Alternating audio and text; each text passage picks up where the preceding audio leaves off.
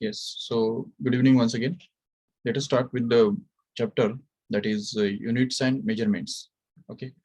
तो अभी इस चैप्टर के अंदर जैसे कि हमने कल बात की थी कि हमको जो यूनिट्स के बारे में डिस्कस करना है और डायमेंशंस के बारे में भी डिस्कस करना है और इवन कुछ रूल्स जो कि एसआई यूनिट्स के बारे में और यूनिट्स के सिंबल्स जो होते हैं तो सिंबल्स को लिखने के जो रूल्स होते हैं तो वो भी हमको यहाँ पे डिस्कस करना है और काफी सारा एक्सपेरिमेंटल मैटर जो है वो डिस्कस करना है। मतलब एक्सपेरिमेंट्स के बेसिस पे जो बहुत सारे जो कॉन्सिक्वेंसेस होते हैं, मतलब एक्सपेरिमेंट के ऑब्जर्वेशंस किस तरह से मेजर करने हैं, उसके अंदर एरर कैसे मेजर किया जाता है, उसका एवरेज वैल्यू कैसे निकाला जाता है। आपने सभी ने 10th स्टैंडर्ड तक बहुत सारे एक्सपेरिमेंट्स ऑलरेडी किए रहेंगे, राइट। तो अकॉर्डिंगली वो एक्सपेरिमेंट्स के जो रिजल्ट्स है और एक्सपेरिमेंट्स के अंदर जो मेजरमेंट्स किस तरह से किए जाते हैं, उसके अंदर के एरर्स किस तरह से निकल जाते हैं, उसका एक्यूरेसी क्या होता है, उसके अंदर प्रिसीजन क्या होता है, तो ये सब चीजें जो है वो हमको सीखनी है। और इवन राउंडिंग ऑफ के जो रूल्स है तो वो भी हमको इसके अंदर जरूर सीखने हैं। Concept of significant figures is also to be studied in this chapter only, and also we have to see the concept of the order of magnitude in this chapter only. तो इस बहुत कुल मिला के बहुत इंटरेस्टिंग चैप्टर है और at the same time एक बहुत फंडामेंटल चैप्टर भी है, क्योंकि जो भी कंसेप्ट हम इस चैप्टर के अंदर पढ़ेंगे वो सभी के सभी कंसेप्ट हमको आगे चल के पूरा फिजिक्स के अंदर एक्चुअली लगने वाले हैं। पूरे फिजिक्स के अंदर ये कंसेप्ट जो है वो यूज होने वाले हैं, क्योंकि आप सभी भी जानते हो ऑलरेडी कि यूनिट जिसमें नहीं लगेगा ऐसा तो कोई चैप्टर होगा ही नहीं, ठीक है नहीं। क्योंकि कोई भी जो क्वांटिटी होता है, चाहे फोर्स हो या वर्क डन हो या एनर्जी हो या मोमेंटम हो, यूनिट तो हर एक क्वांटिटी को होता है। और इवन इससे भी आगे जाके हर एक क्वांटिटी के हर एक चैप्टर के अंदर हमको 12th स्टैंडर्ड तक हर एक चैप्टर के अंदर हमको नया नया जो क्वांटिटीज है तो वो हमको इंट्रोड्यूस करते जाना है, नए नए क्वांटिटीज इंट्रोड्यूस करने हैं। तो ऐसे केस में ये सभी जो क्वांटिटीज है तो वो क्वांटिटीज के अलग अलग यूनिट्स जो है और उनके सिस्टम्स जो है वो अलग अलग रहेंगे।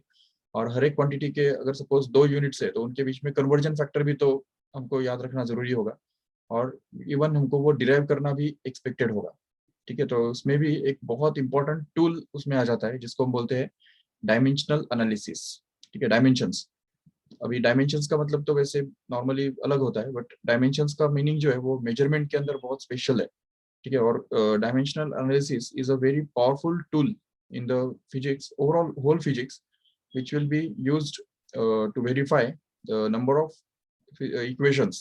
जो इक्वेशंस होते हैं, मैथमेटिकल इक्वेशंस जो होते हैं तो वो वेरीफाई करने के लिए और इवन उनका जो करेक्टनेस है वो करेक्टनेस चेक करने के लिए भी कई बार ये टूल यूज होता है, डायमेंशनल एनालिसिस का टूल यूज होता है। और एट द सेम टाइम ये जो टूल है वो कई सारे क्वांटिटीज के बीच में का जो कन्वर्जन फैक्टर है वो ढूंढ के निकालने के लिए भी जरूरी होता है, ठीक है, वो हेल्पफुल होता है। So let us start.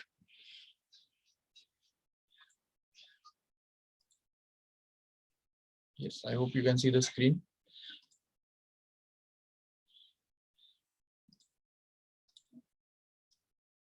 Okay.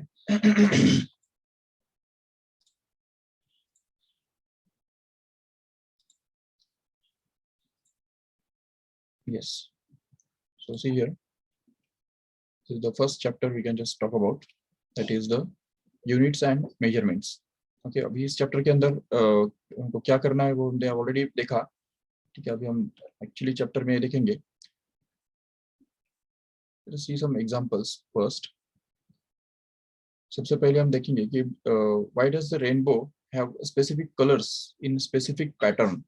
कई बार नेचर के अंदर हमको हमारे दिमाग में क्वेश्चंस हमेशा आते हैं कि जैसे कि अभी यहाँ पे हम क्वेश्चन देख रहे हैं कि व्हाई द नेचर के अंदर क्यों ऐसा होता है कि रेनबो के अंदर कुछ पर्टिकुलर कलर्स ही होते हैं और वो भी पर्टिकुलर ऑर्डर में ही होते हैं, ठीक है। और उनका भी एक स्पेसिफिक पैटर्न, मतलब जो सर्कुलर आर्क जो हम देखते हैं तो उसी टाइप में क्यों होता है। ये मतलब इस टाइप के क्वेश्चंस जो है वो कई बार हमारे दिमाग में आते हैं। इवन हम देख सकते हैं कि व्हाई द स्टार्स ट्विंकल, ठीक है, स्टार्स जो है वो ट्विंकल क्यों करते हैं। तो इस टाइप के जो भी questions, even what is meteoroid, ये भी इस टाइप के जो क्वेश्चंस है। या इवन डे और नाइट क्यों होता है साइक्लिक ऑर्डर में, ठीक है, जैसे दिन के बाद रात आती है, रात के बाद दिन आता है, ये कंटिन्यूअसली साइक्लिक ऑर्डर में अल्टरनेटली क्यों होता रहता है? ये भी एक बहुत सा इंपॉर्टेंट क्वेश्चन हमारे दिमाग में आता है। या इवन मानसून जो सीजन्स जो बदलते हैं, तो एक के बाद दूसरा सीजन, दूसरे के बाद तीसरा सीजन, ये इस तरह से सीजन्स चलते रहते हैं। तो ये भी साइक्लिक ऑर्डर में ये भी क्यों होता है? ठीक है, ये सब जो इतने सारे जो चीजें हैं, जो क्वेश्चंस हमारे दिमाग में आते हैं, तो दैट इज उसका जो रूट कॉज है, that is actually the curiosity. ठीक है, इंसान के अंदर एक इनबिल्ट एक हैबिट है जिसको हम बोल सकते हैं क्यूरोसिटी। मतलब हर एक कोई भी जो चीज है उसको जानने की जो इच्छा हमारे अंदर होती है, तो उसको ही हम बोलते हैं curiosity. And actually this curiosity is basically the origin of science. ठीक है, साइंस का जो ओरिजिन है, तो वो क्यूरियोसिटी ही है। And it is curiosity actually leads towards the science. ये हम बहुत इंपॉर्टेंट बात समझ सकते हैं कि science is just the another name of curiosity और a simple consequence of curiosity. Yes, but अभी सपोज इसमें क्या है ना कि साइंस तो ठीक है, क्यूरियोसिटी तो हमारे पास है, लेकिन जो हमको इंफॉर्मेशन मिलता है, उस इंफॉर्मेशन को हमको सिस्टमेटिक तरीके से हमको समझना पड़ता है और उसको सिस्टमेटिक तरीके से हमको अरेंज करना पड़ता है। ठीक है, that is the systematic knowledge of the physical और material world gained through the observations.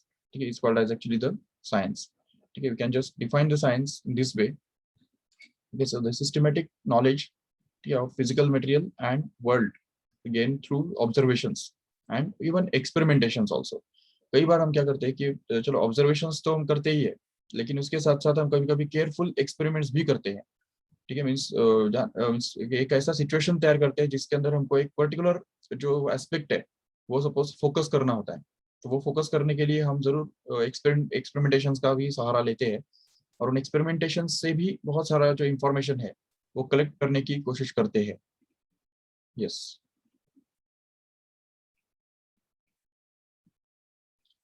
Okay, अभी यहाँ पे इसमें देख सकते हैं कि ऑब्जर्वेशंस जो है, तो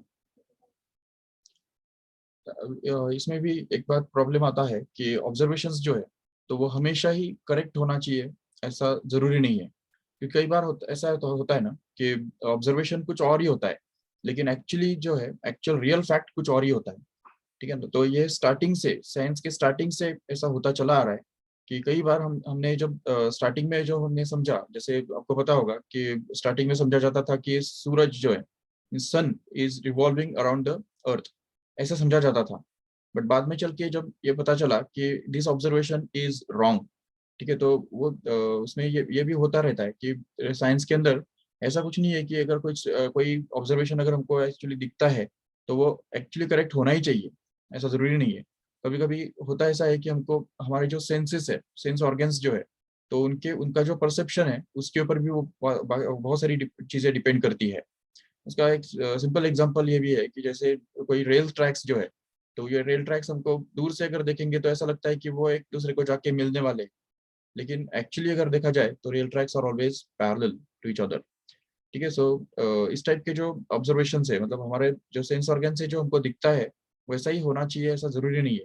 but we can just experiment, careful experiments can reveal the actual things. ठीक है, इन डिटेल। तो इस तरह से जो अगर हम सपोज केयरफुल एक्सपेरिमेंट्स अगर करेंगे, तो उसमें हमको पता चलता है कि एक्चुअली एग्जैक्टली क्या ट्रू है और क्या रॉन्ग है।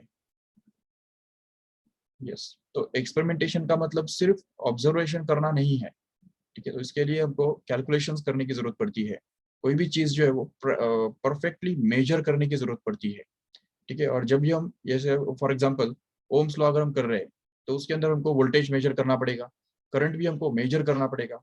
जब तक हम मेजर ही नहीं करेंगे, तब तक फिर उन क्वांटिटीज के बीच में का जो रिलेशनशिप है वो स्टडी कहाँ से करेंगे? तो कोई भी क्वांटिटीज के बीच में का रिलेशनशिप स्टडी करने के लिए या उन लॉस फॉर्मुलेट करने के लिए ये बहुत जरूरी है कि वो क्वांटिटीज का जो मेजरमेंट है, वो मेजरमेंट उस प्रिसीजन लेवल तक, मतलब प्रिसाइज लेवल तक किया जा सके। तो ये जो मेजरमेंट है, तो यहाँ से ही एक्चुअली मेजरमेंट का नीड स्टार्ट होता है। ठीक है, we need to measure the things, and वो भी एक्यूरेटली। ठीक है, एक्यूरेट रिजल्ट्स के लिए हमको मेजरमेंट करना बहुत जरूरी होता है, and that is done in the experiments actually. ठीक है, तो ये हम समझ सकते हैं। यस, तो that is the name of this chapter actually. तो मेजरमेंट के बारे में ही हमको यहाँ पे स्टडी करना है। तो this is all actually the need for the measurement. ठीक है, मेजरमेंट मेजर करने की जरूरत ही क्या है, तो हम ये समझ सकते हैं कि एक्सपेरिमेंट्स करने के लिए या लॉस फॉर्मुलेट करने के लिए ये जरूरी हो जाता है कि जो क्वांटिटीज है, तो उन क्वांटिटीज का जो साइज है, वो साइज को हम प्रॉपरली मेजर कर पाए।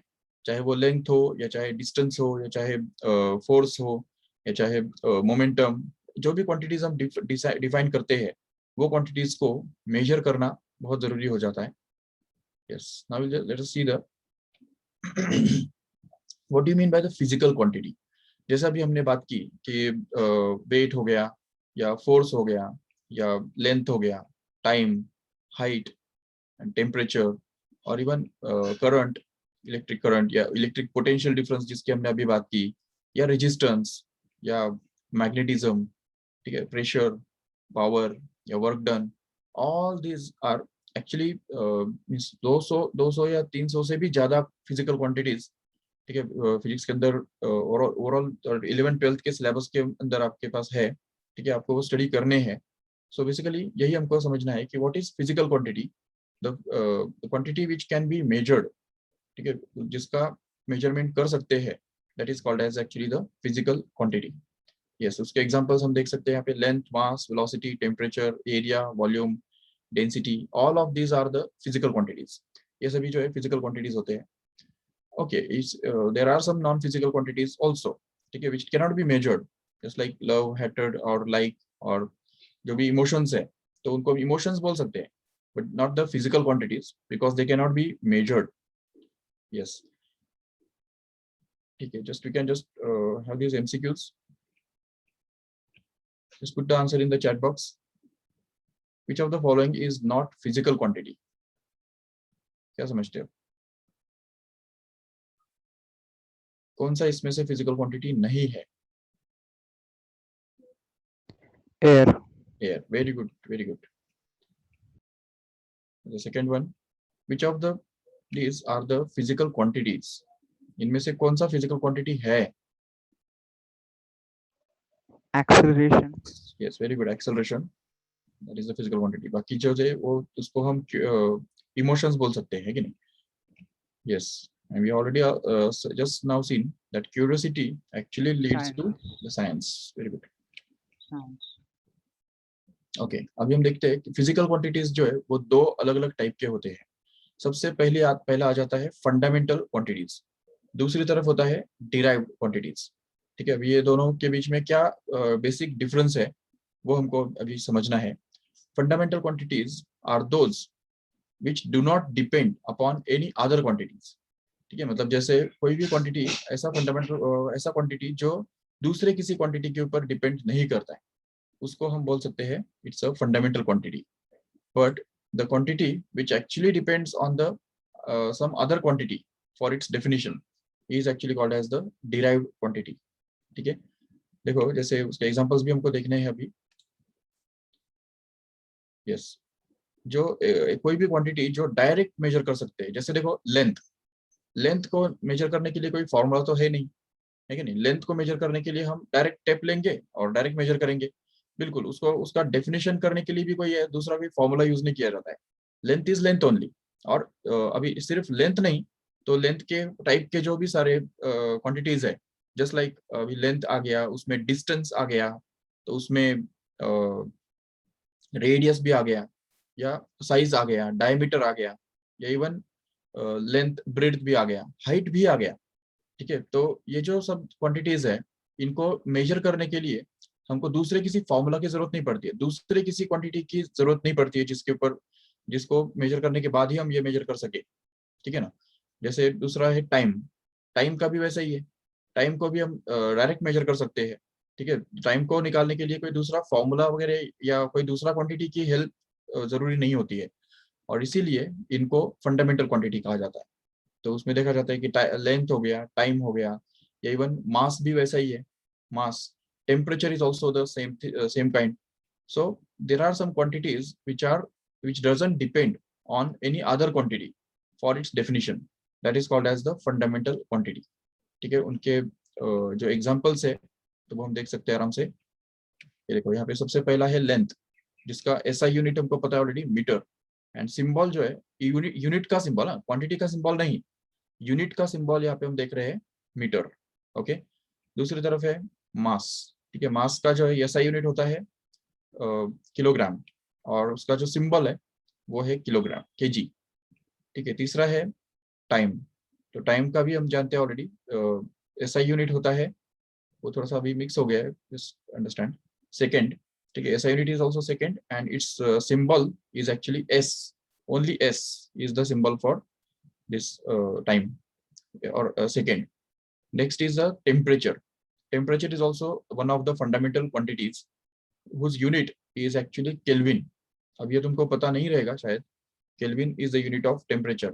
वो आगे चल के जब हम thermodynamics स्टार्ट करेंगे उसके अंदर आपको पता चलेगा कि there is another unit for measurement of temperature, that is Kelvin, which is selected as a SI unit actually.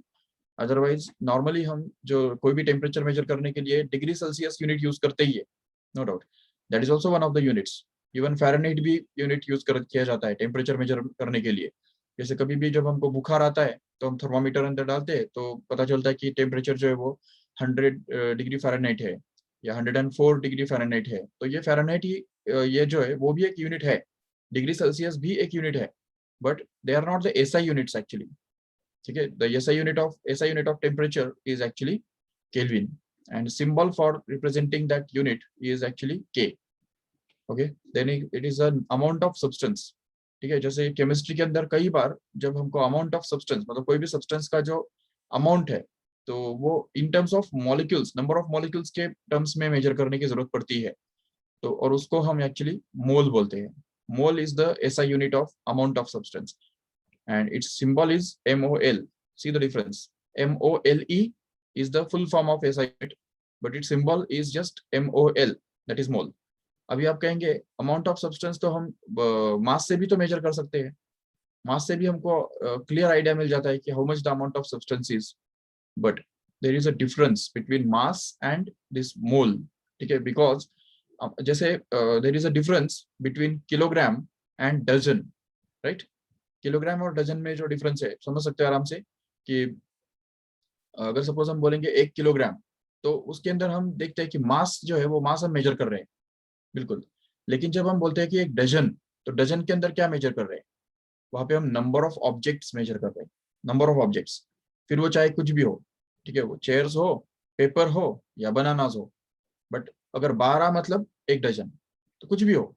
तो इसलिए that is the main difference between mass and amount of substance. Mass is measured in kilogram actually. Mass जो है it measures the content और material content in the body, ठीक है, amount of matter content in the body, but the amount of substance actually measures the number of particles that is content in that quantity. तो कोई भी जो amount है उसके अंदर कितने नंबर ऑफ पार्टिकल्स या कितने नंबर ऑफ एटम्स प्रेजेंट है, या कितने नंबर ऑफ आयंस प्रेजेंट है, या कितने मॉलिक्यूल्स प्रेजेंट है, ये जब हम इसको नंबर ऑफ मॉलिक्यूल्स को जब हम इंपॉर्टेंस देते हैं तो उसको अमाउंट ऑफ सब्सटेंस कहा जाता है, और उसको हमेशा मोल में मेजर किया जाता है। ठीक है, और जिसका सिंबल MOL से डिनोट किया जाता है। और एक क्वांटिटी इसमें ऐड हो जाता है जिसको हम बोल सकते हैं कि current, electric current, which can also be considered to be the fundamental quantity basically. अभी इसमें एक बात समझ सकते हो कि actually current is defined as the charge per unit time, and because of that it will be very very helpful if we just define the charge as a fundamental quantity and current as a derived one. But यहाँ पे क्या है ना कि current charge जो है वो direct measure करना बहुत मुश्किल है। ठीक है, charge cannot be directly measured, but instead of that current can be directly measured, and that's why actually current is defined as a fundamental quantity and charge is defined as the derived one. ठीक है, तो charge को derived quantity consider किया जाता है और current को fundamental quantity consider किया जाता है। भले करंट को हम डिफाइन करते हैं चार्ज अपॉन टाइम के हिसाब से, but when we accept this current as a fundamental quantity, then we can just consider the charge as a derived quantity and express the charge to be equal to the current into time. Simply current into time will be actually called as a charge, and hence the charge becomes a derived quantity and current can be accepted as a fundamental quantity just because current can be directly measured. ठीक है, ये याद रखो ठीक से। और last जो अच्छा करंट का जो एसआई यूनिट है, तो वो तो तुमको पता है ऑलरेडी, एम्पियर, जिसका सिंबल कैपिटल ए से डिनोट किया जाता है। और last is the luminous intensity, मतलब जैसे हम देखते हैं ना कि इंटेंसिटी ऑफ लाइट जो है, that is the luminous intensity. जैसे हम देखते हैं ना कि सनलाइट जो है वो बहुत ज्यादा ब्राइट होता है, या अगर सपोज उससे कम ब्राइट होता है कोई बल्ब जो होता है, 60 वाट का बल्ब अगर है सपोज, तो उससे निकला हुआ जो लाइट है वो थोड़ा सा कम ब्राइट है सन के कंपैरिजन में ऑब्वियसली। उससे भी ज्यादा आगे जाके हम देखते हैं कि ट्यूबलाइट में से जो निकला हुआ लाइट है वो तो और भी ज्यादा डिम है, मतलब कम ब्राइटनेस वाला है। तो ये जो ब्राइटनेस है वो कम ज्यादा तो हम समझ रहे हैं, but how will you measure it and what is the unit you will measure it? तो उसके लिए तुमको ये समझना होगा कि what is the luminous intensity. Luminous intensity is the intensity of light basically, and the luminous intensity is actually measured by the unit of candela. Remember candela, and its symbol is simply cd. Okay, cd इस तरह से उसको denote किया जाता है। yes, then again we have the supplementary quantities। ठीक है, जो फंडामेंटल क्वांटिटीज के अलावा दो सप्लीमेंट्री क्वांटिटीज भी हमारे सामने है, जिसमें से सबसे पहला जो है वो है एंगल, प्लेन एंगल उसको हम बोल सकते हैं, और दूसरा है Hello. Solid angle. Excuse me, sir. Can you explain me that candela again? Candela is just the name of unit of a luminous intensity। जैसे देखो And when suppose, it is used, pardon, when it is used for what is it for measuring? it measures the intensity of light। जैसे suppose कोई bulb है, वो bulb अगर हम suppose नजदीक लेके आते हैं तो उसका इंटेंसिटी ज्यादा होगा, अगर दूर लेके जाते हैं तो उसका इंटेंसिटी जरूर कम होगा। तो ये इंटेंसिटी Yes, sir. मेजर करने के लिए जो यूनिट हम यूज करते हैं, जैसे लेंथ को मेजर करने के लिए हम मीटर यूज करते हैं, या टेम्परेचर हाँ, मेजर करने के लिए सेल्सियस या डिग्री सेल्सियस वगैरह यूज करते हैं। सेम वैसे ही लाइट का इंटेंसिटी मेजर करने के लिए ये जो है candela. कैंडेला यूज किया जाता है। और इवन लक्स भी उसका एक अलग यूनिट है। It's not a SI unit, but another unit actually। Lux is also the another unit of luminous intensity, means intensity of light actually, Okay, and sir. candela is the And SI unit what's it? actually। And what is its SI unit? किसका? Candela. Candela. Candela is itself is a SI unit actually। Oh, sorry, symbol.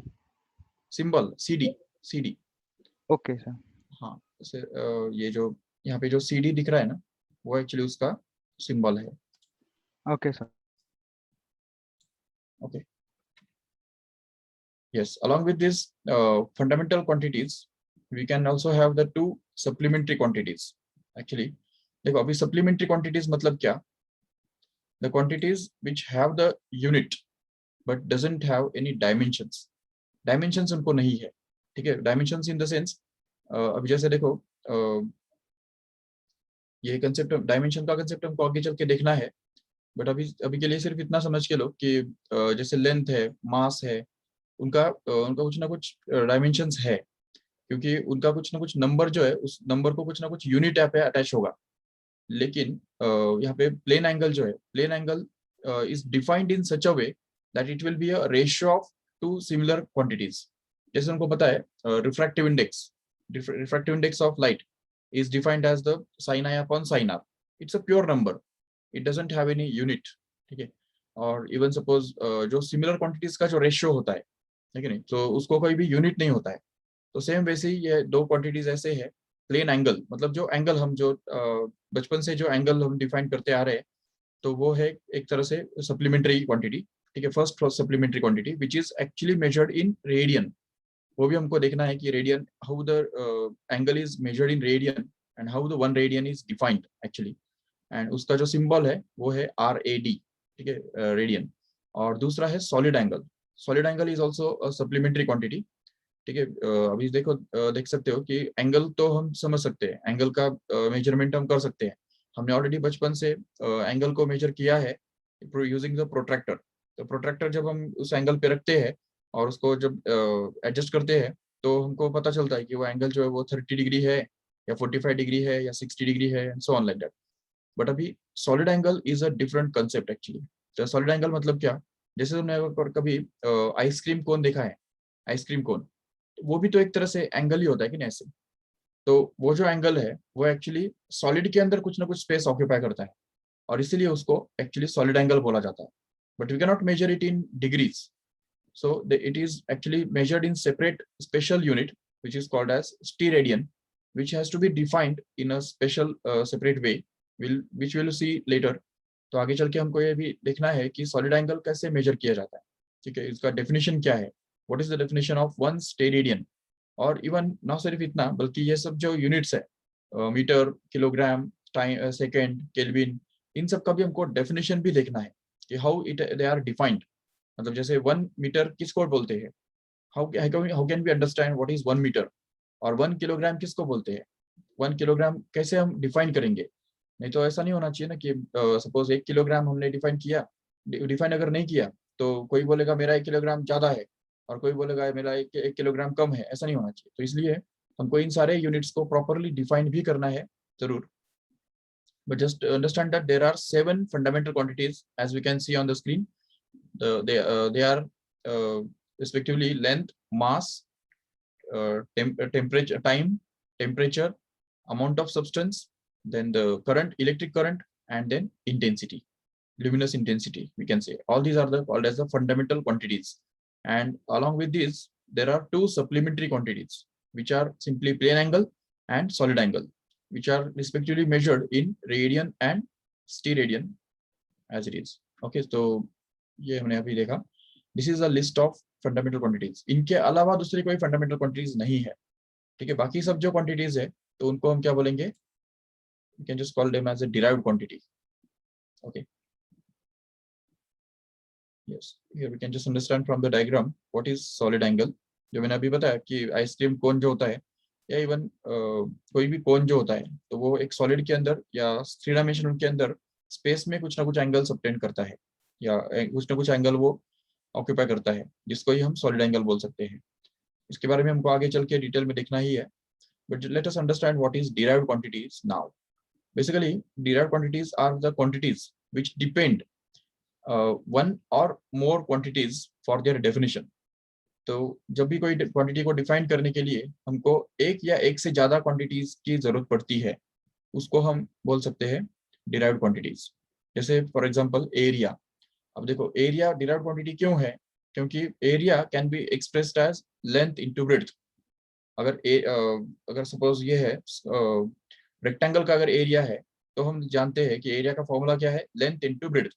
That means in order to define area, we'll have to, first of all we'll have to measure length carefully, and then we have to measure the breadth also carefully, and then only we can just measure area. And that's why area is supposed to depend upon length and breadth. और even ये भी हम समझ सकते हैं, area का जो formula है, सर्कल का अगर एरिया है तो उसमें क्या आ जाता है, पाई आर स्क्वायर आ जाता है. That means radius squared.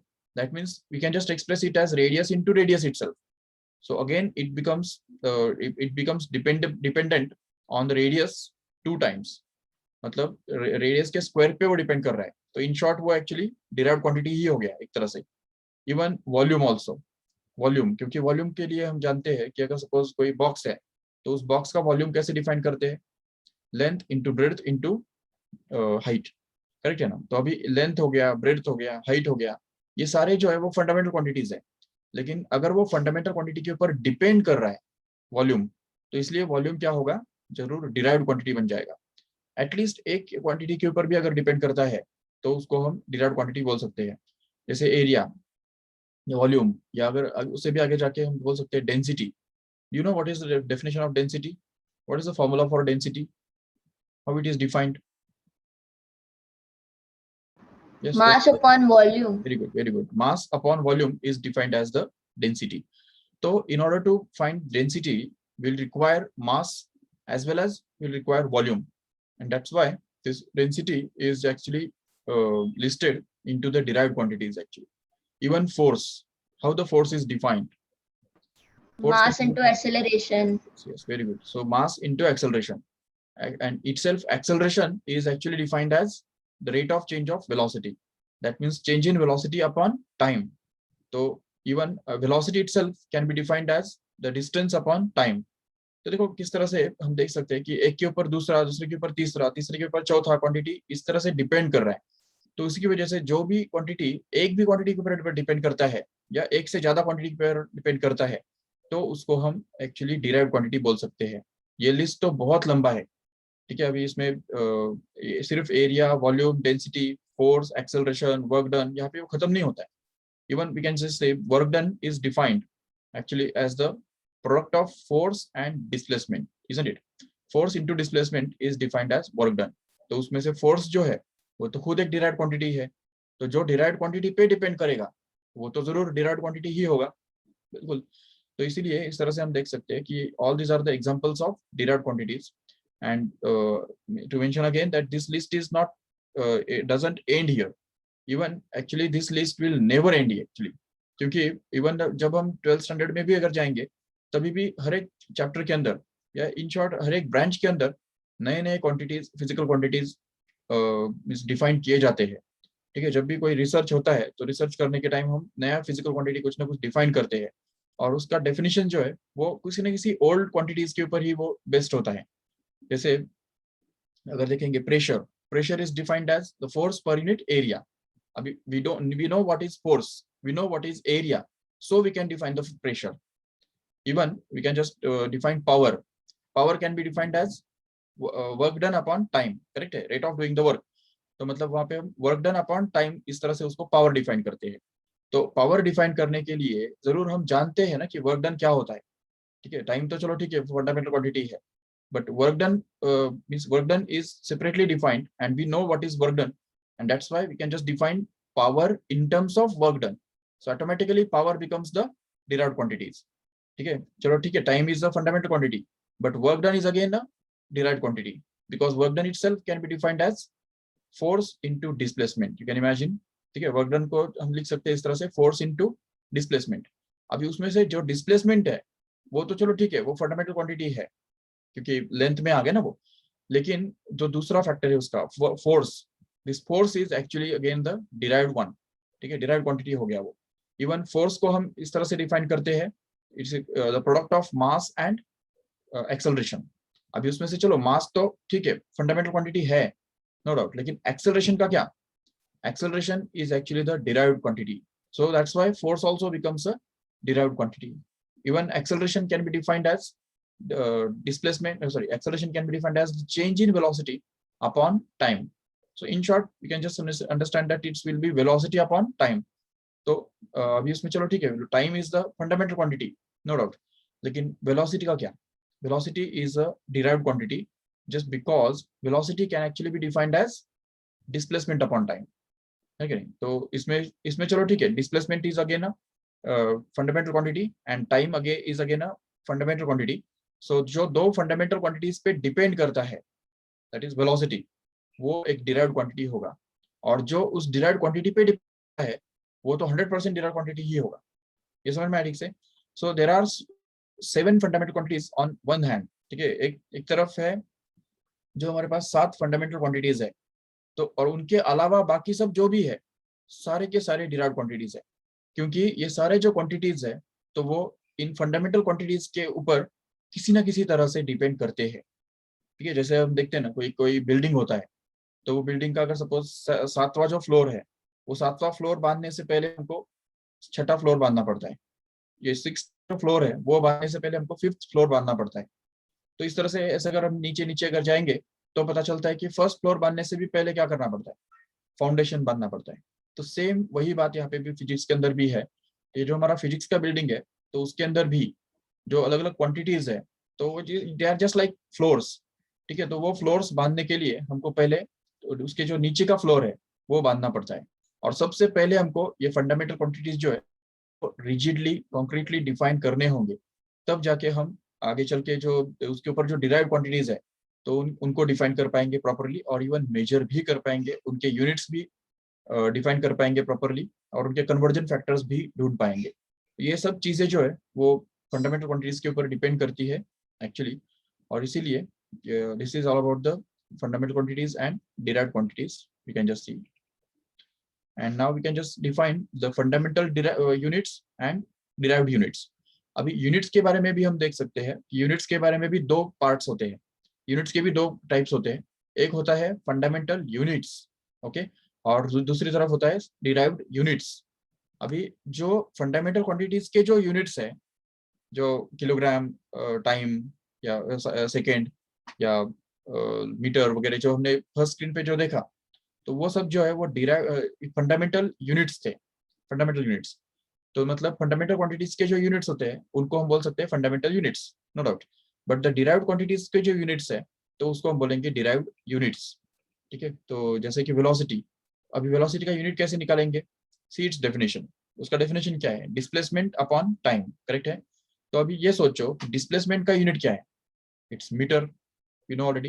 And time का यूनिट क्या है? It's second. तो अगर मीटर और सेकेंड इन दोनों का यूनिट है तो वेलोसिटी का यूनिट फिर क्या होगा? जरूर मीटर पर सेकेंड होगा। सेकेंड कहाँ से आया?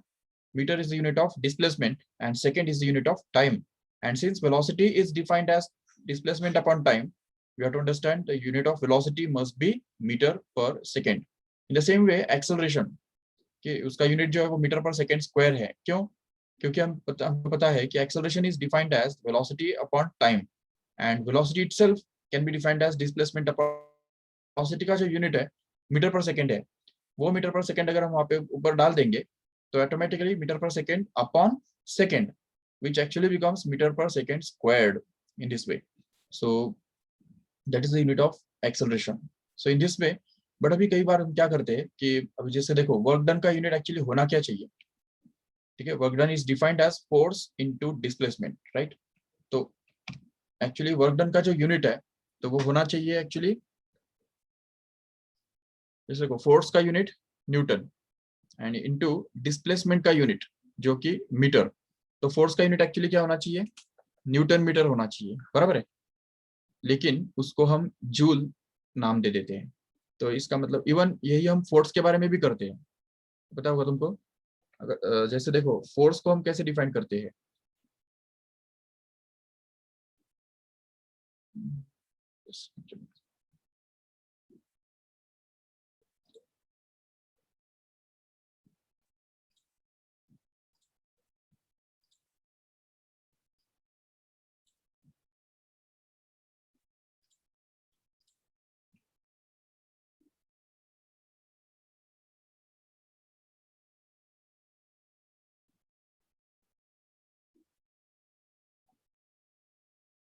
यस, वैसे तो टाइम का हो गया एक्चुअली।